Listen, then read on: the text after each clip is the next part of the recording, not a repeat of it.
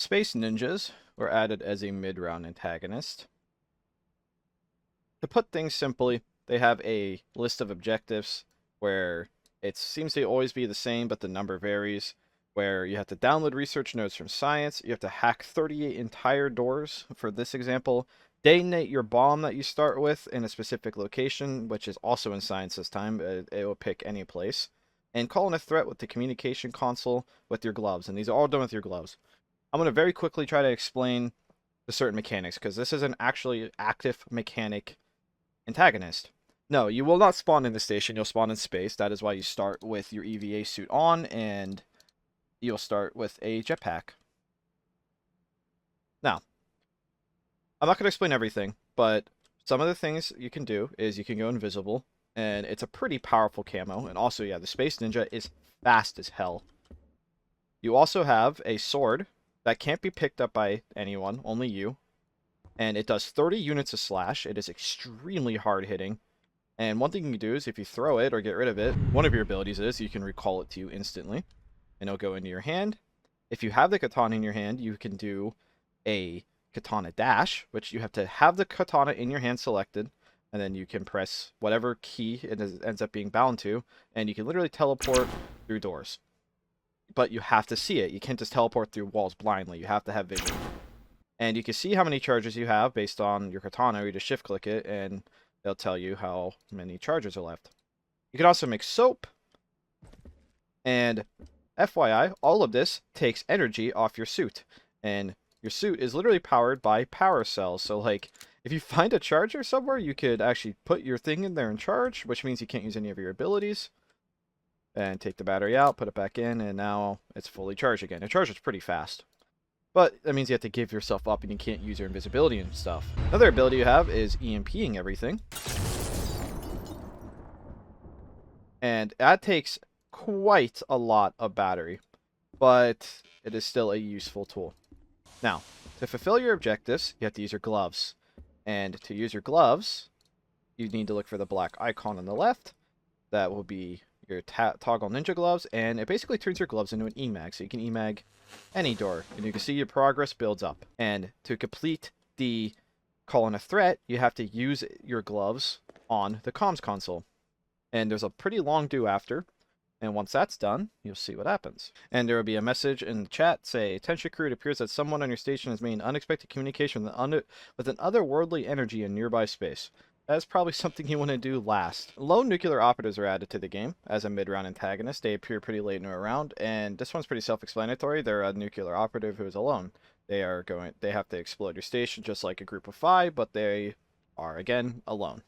Station maps are added to the game, and they can be found at the crew monitoring console. They can be used to navigate the map, and it'll show you even where you are.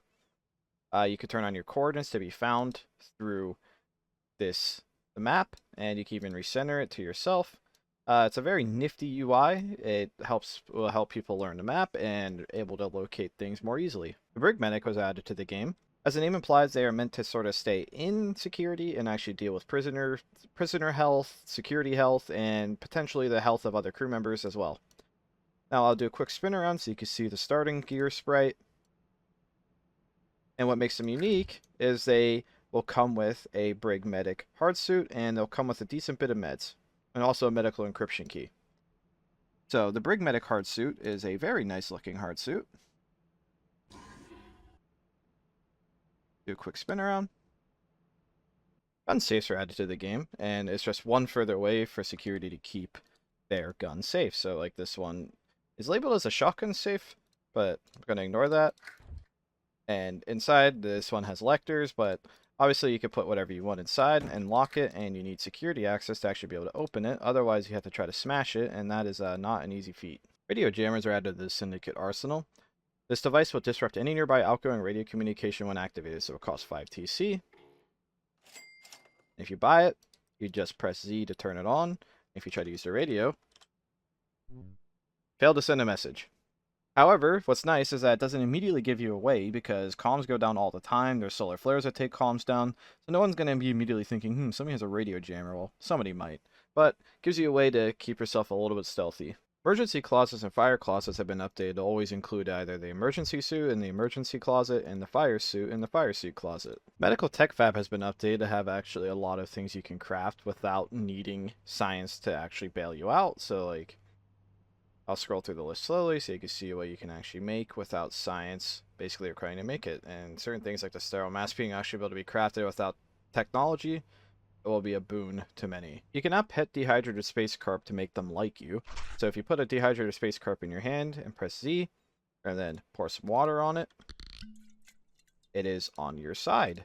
And that way you can do it for it. It will also be friendly to anyone who pets it. It's not just friendly to you, it's for anyone who pets it. So like if you have a syndicate friend and you want to make a little army, you just make sure you go through and pet all the carp, which could be a little hard to remember, but you could just spam it because the message is different if you pet a carp that's already friendly to you. Jackboots have been given a unique sound, and as well as combat boots, so security will have a little bit more of a presence when they're walking towards you. But yet again, Jackboots aren't exactly the rarest boot in the game, and security could always just take them off, so I wouldn't exactly rely on that. Pills have had their dosage capped at 20 units. They can no longer go up to 50, so making insane death pills is no longer possible. You can now once again melee yourself, which you used to be able to do several months ago, so you gotta be careful while in harm mode. But there's also benefit to this because you can do things like use a welding tool on yourself that's lit to cauterize your wounds. You now recover your own blood at a much higher rate, so you're no longer just basically having to go to med for more minor cuts because you'll recover fairly decently on your own. And also you get to straight up use cloth to stop some blood loss, aka bleeding, not actual blood loss. Science has received a little rework where they no longer have to actually destroy the artifacts they are working with. Instead, now you just extract the points. So for example, this one's worth 1200. If you extract it, it takes the points from it. And if I were to rescan it, the value would go back to 0 because you have to keep discovering new things in order to get the points. So make sure you're extracting it as you discover more about it. And it makes it more beneficial for scientists because it feels like you're actually researching it and not just destroying it for point sync. And that is all the changelog I will cover for now. There has been a lot this week. 2 new antags is quite surprising, and it seems like they're here to stay. And I will slowly scroll through the list. I want you to thank all of our contributors and maintainers for making this possible, keeping this game up to date and fresh. There's a lot of other cool things that were in here, but I just can't include everything, or these would be hours long, especially since there are such big things this week. And that is it for this week, and I'll continue scrolling in case you want to see the full week yourself.